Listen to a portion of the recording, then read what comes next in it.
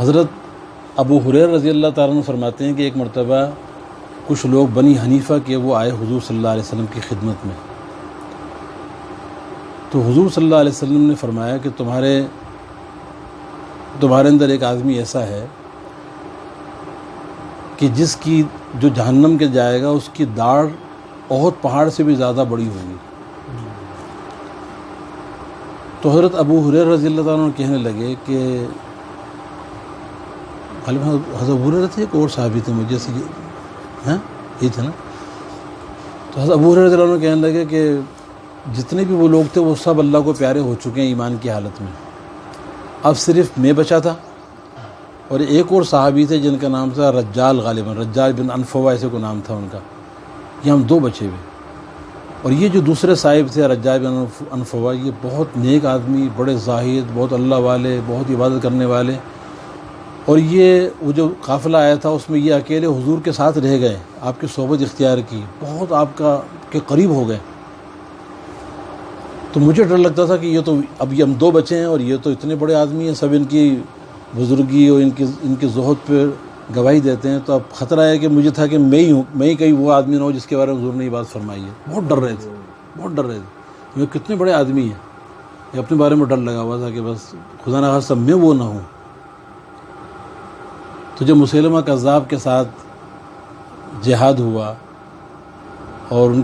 کے لیے جماعت بھیجی گئی، اس میں ان کو بھی بھیجا گیا،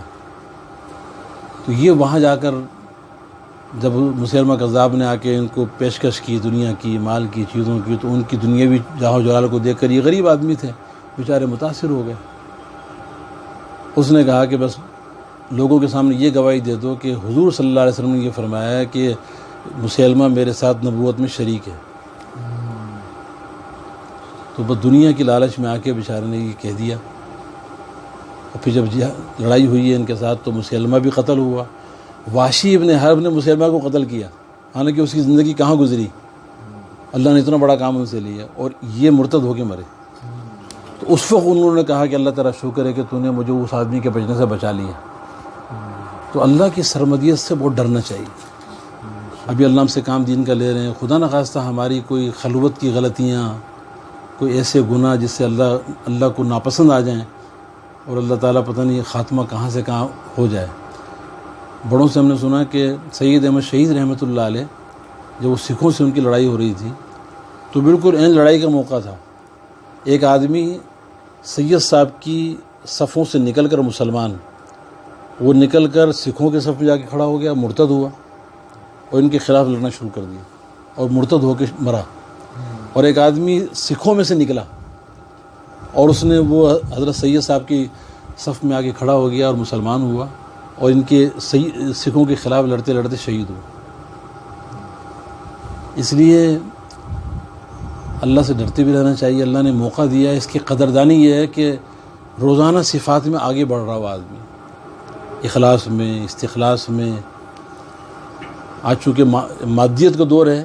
تو اس میں معاشی ضروریات اتنی غالب بعض اوقات آ جاتی ہیں کہ دین کے کاموں کو بھی آدمی اسی کے لیے استعمال کرنے کی کوشش کرتا ہے، حالانکہ یہ اس کا بدل بن ہی نہیں سکتا۔ ساری دنیا بھی اگر دی جائیں آپ کے ایک سبق کے پڑھانے کے اوپر تو ساری دنیا اس کا بدلہ نہیں بن سکتی،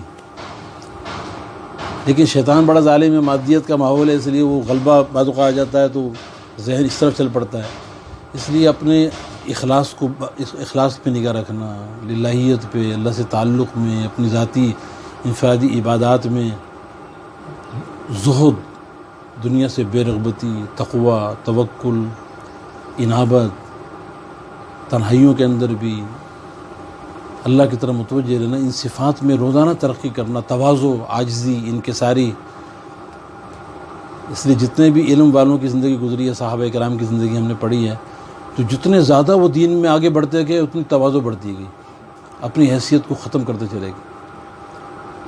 حاجی عبدالوہاب صاحب رحمۃ اللہ علیہ آخر عمر میں یہ بات بار بار فرماتے تھے، ہم اس سے براہ راست سنی کئی مرتبہ، کہ دین کا کام اللہ ان لوگوں سے لیتا ہے کہ جو یہ کہیں کہ میری کوئی حیثیت نہیں ہے۔ جو اپنی حیثیت بناتے لیتے ہیں اللہ دین کا کام ان سے نہیں لیتا۔ دین کے کام سارے بڑے ہیں، چاہے وہ دعوت کا کام ہو، تعلیم کا کام ہو، تزکیے کا کام، سارے بڑے بڑے کام ہیں، نبوت والے کام ہیں، لیکن ان کاموں کے بڑے ہونے کی وجہ سے آدمی اپنے آپ کو بڑا سمجھے یہ اللہ کی نگاہ میں گرنے والی بات ہے۔ کام بڑے ہیں، کام کی وجہ سے اللہ نے ہمیں مقام دیا ہے، ہمارا اپنا کوئی ذاتی مقام نہیں ہے۔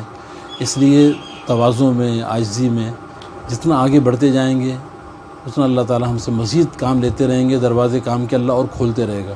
اور دنیاوی جتنے مسائل اللہ اپنی قدرت سے، غیبی خزانوں سے اللہ ان کو پورا کریں گے۔ تو اللہ تعالیٰ ہم سب کو اس پہ عمل کی توفیق عطا فرمائے۔